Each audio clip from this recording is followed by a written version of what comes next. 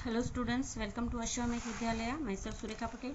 आज हम लोग रिवीजन के अंदर जो है सेक्शन डी की बात करने वाले हैं। सेक्शन डी और सी इसकी बात करने वाले हैं। तो डी के अंदर हम लोग देखेंगे तो ईच क्वेश्चन जो है वो 4 मार्क्स का रहता है। अच्छा, इसमें इंक्लूडिंग मैप भी दिया हुआ है, लेकिन आप लोगों को मैप आने वाला नहीं है। वो जो स्टैंडर्ड को रिलेटेड है उसके लिए है, आपकी मैप पूछने वाली नहीं हो। ओके, नाउ सेक्शन डी के अंदर each question there is a 4 marks. 4 marks का है तो वो 6 से ज़्यादा या 5 से ज़्यादा जो है पॉइंट्स होने चाहिए।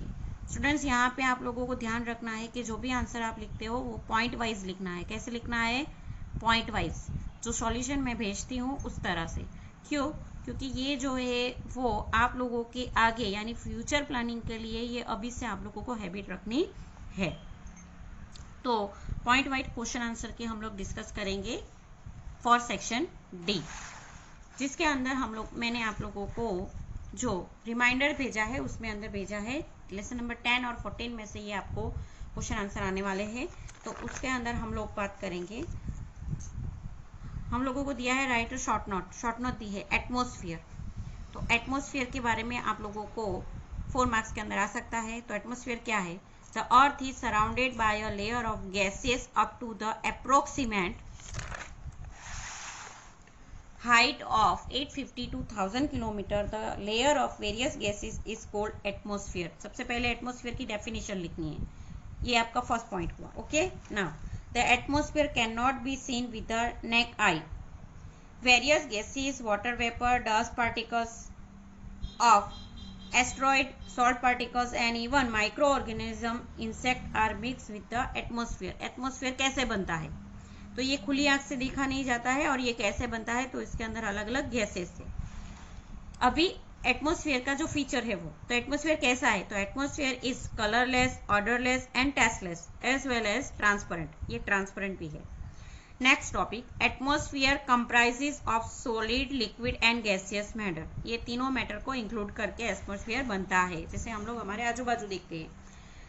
एटमॉस्फेयर के अंदर कौन से गैसेस है? तो major gases in atmosphere are nitrogen, oxygen, argon, carbon dioxide and ये सारे गैसेस जो है वो एटमॉस्फेयर के अंदर इंक्लूड है। ये सारे टॉपिक्स आप लोगों को लिखने हैं। ये सब लिखोगे तो 4 मार्क्स लिखेगा।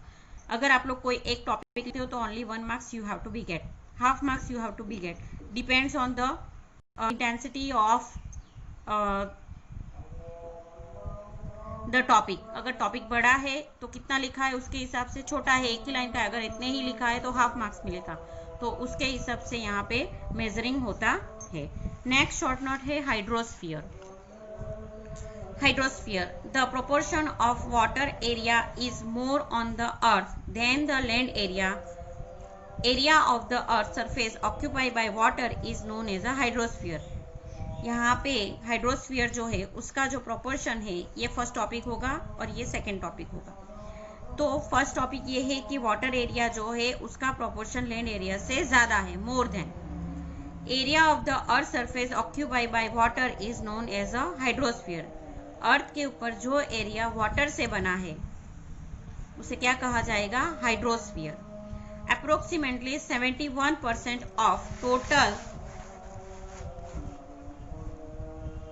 अर्थ surface is covered with water. 71% जो टोटल लैंड एरिया है वो वाटर से कवर है। This area of earth surface is so vast that continents appear as is island. ये एरिया बहुत बड़ा है जिसके वजह से कॉन्टिनेंट भी क्रिएट हुए हैं जिसको आइलैंड कहा जाता है। Part of the earth having a huge water mass are known as a ocean. जहाँ पे ज़्यादा वाटर बॉडी है, बड़ी बिग मात्रा में, मास हाई एरिया में, तो उसको क्या कहा जाएगा? ओशियन।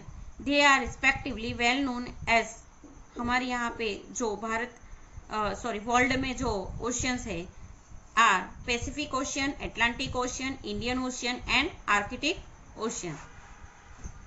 उसके बाद 97 of the total earth water is found in the ocean and it is saline water. Remaining water, बाकी का जो water है वो approximately 2/3 part is the form of ice sheet, जो ice sheet है, बर्फ की जो शीट बनती है, on the poles and other high mountains like a Himalaya. बाकी जो है हिमालय रीजन के अंदर है, जो रिवर फॉर्म में है। तो इस तरह जो है हाइड्रोस्फीयर बनता है। तो ये हाइड्रोस्फीयर हुआ। उसके बाद next importance of lithosphere. Lithosphere का इंपॉर्टेंस क्या है? सबसे पहले lithosphere has close relation with biosphere and vegetation. Lithosphere जो है उसका रिलेशन बायोस्फीयर और वेजिटेशन से है। Our home, water, farming, industry and all are closely associate with lithosphere. ये सारी चीजें लिथोस्फीयर से जुड़ी हुई है। Minerals and crude oil is obtained from lithosphere. Mineral और क्रूड ऑयल जो है वो लिथोस्फीयर से मिलती है। Various crops are obtained through farming. Various industries and other economic activities are perform in the plain region. Lithosphere के अंदर ये सारी चीजें भी डेवलप्ड है। The mountainous region indebted to the lithosphere. जो फॉरेस्ट है वो भी लिथोस्फीयर से बने हुए हैं, माउंटेनियस रीजन के ऊपर। In short it can be said that the pillar from food to dwelling, खाने से लेके रहने तक के जो पिलर्स है, and base of our existence, हमारे जिंदा रहने की यानी हमारी एग्जिस्टेंस के लिए जो चीज है वो क्या है? लिथोस्फीयर। ओके, तो ये हुआ आप लोगों का spheres of the earth lesson number 10। उसके बाद जो सेक्शन डी आप लोगों का आने वाला है वो है lesson number 14। Lesson number 14 unity in diversity, जिसके अंदर क्वेश्चन नंबर 2 में एक्सप्लेन इन शॉर्ट से हम लोग स्टार्ट करेंगे। आगे के जो क्वेश्चन है वो 2 मार्क्स वाले हैं, तो वो सारे आप लोगों को 2 मार्क्स के अंदर रीडिंग करना है। Unity in diversity is seen among people. लोगों के अंदर यूनिटी इन डाइवर्सिटी कैसे दिखती है? तो Indian culture is one of the Asian culture of the world. Second, people of our country differ from one another in many ways such as attire, food, residence, religion, language, custom, festival, etc.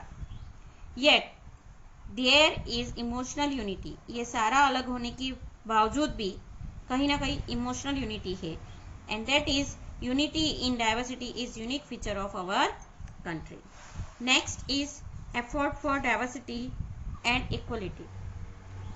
Diversity है लेकिन equality के लिए क्या efforts किए गए हैं government के द्वारा। After independence different types of effort should be done for maintain equality. Following effort should be taken by government, जिसके अंदर first, right to equality is given in our constitution after independence. Untouchability is removed. क्या दूर हुआ? Untouchability, एक दूसरे का छूत अछूत की जो भावनाएं थी वो कम हुई। Right to equality is granted to all people to our country, so they get equal opportunity, justice and status. Right to education, RTE, has given the right to free and compulsory education to children, so everybody has got an opportunity of primary education. Primary education जो है वो उनको मिला है। इसके बाद government has given the educational and infrastructure facility like village roads, primary electricity, running water, etc. ये सारी चीज गवर्नमेंट ने दी है। Equal opportunities are granted to women according to the constitutional provisions, so their honor and respect can be maintained. Womens को जो constitution के अंदर जो प्रोविजंस है उसके द्वारा उनके ऑनर और रिस्पेक्ट के लिए मेंटेन करने के लिए परमिशन अपॉर्चुनिटीज जो है वो ग्रांट की गई है। Government also develop in social, economical, culture and government ने ये सारी फील्ड जो है वो डेवलप की है। तो ये सारी चीजें को यूनिटी लाने के लिए, डाइवर्सिटी में भी, अलगता में भी, डिफरेंसेस होने के बावजूद भी एक करने के लिए गवर्नमेंट ने ये सारे एफर्ट्स किए गए हैं। Right in short about discrimination girls and boys. Girls और बॉयज के बीच में जो डिस्क्रिमिनेशन, भेदभाव किए जाते हैं वो क्या थे, कौन से थे? प्रेजेंटली तो इतने सारे नहीं हैं, लेकिन वो क्या है तो उसके बारे में हम लोग देख लेते हैं।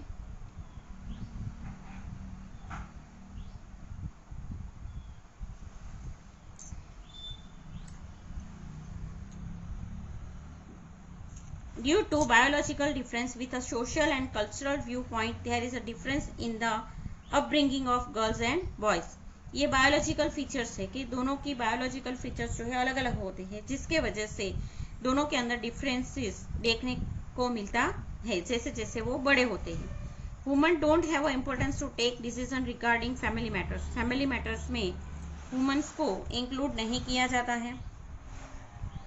Girls are deprived of health care, education and education rights. Girls को ये सारी चीज़ों से अलग रखा जाता है। Girls are not given equal opportunity in the field of sports and education. Sports और एजुकेशन में भी इक्वल अपॉर्चुनिटी नहीं है। Girls are victim of child marriage, purdah system, dowry system and other evil custom because of low literacy rate. Birth of boy is given preference, so girls become victim of female foeticide. Birth boys के जो birth है उसको ज़्यादा preference दिया जाता है, जिसकी वजह से फीमेल बर्थ को जो है फर्टिसाइड किया जाता है, यानी जन्म से पहले ही उनकी भ्रूण हत्या की जाती है। In this way discrimination between girls and boys seen. इस तरीके से हम लोग गर्ल्स और बॉयज की जो डिस्क्रिमिनेशन है वो देखते हैं। स्टूडेंट्स, एसएमएस सेक्शन सी की भी आपको तैयारी करनी है। सेक्शन सी के अंदर जो है आप लोगों को जो चैप्टर दिए गए हैं 1, 9 और लेसन नंबर 15, तो इसमें से आप लोगों को तैयारी करनी है। जैसे मैंने बताया 4 मार्क्स के अंदर इतने पॉइंट लिखने ज़रूरी है, तो 3 मार्क्स के अंदर भी आप लोगों को मैक्सिमम कंटेंट जो है वो कवर करना है, जिसके लिए आप लोगों को लेसन नंबर 1 में से लेसन पढ़ना है। लेसन में से ही क्वेश्चन आंसर आएंगे क्योंकि एक्सरसाइज के अंदर शॉर्ट क्वेश्चन आंसर है। उसी तरह 9 लेसन में से भी आप लोगों को आ सकता है, 9 लेसन भी आपको रीडिंग करना है, और 15 लेसन जो हम लोगों ने अभी लास्ट में सीखा था।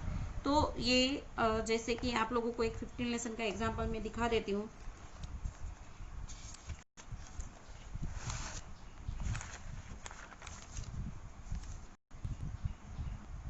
तो ये अगर क्वेश्चन आप लोग देख लो 15 लेसन में, why is the government require, क्यों जरूरी है, तो आप लोगों को इतना कंटेंट लिखना है, मतलब मैक्सिमम जो है आप लोगों को कवर करना है। ये सेकंड क्वेश्चन देख लो, तो monarchy the rights of the people of are maintain in the monarchy. Monarchy में जो लोगों के जो राइट्स है उसको मेंटेन नहीं किया जाता है, तो उसके लिए 3 टॉपिक्स दिए गए हैं, बराबर।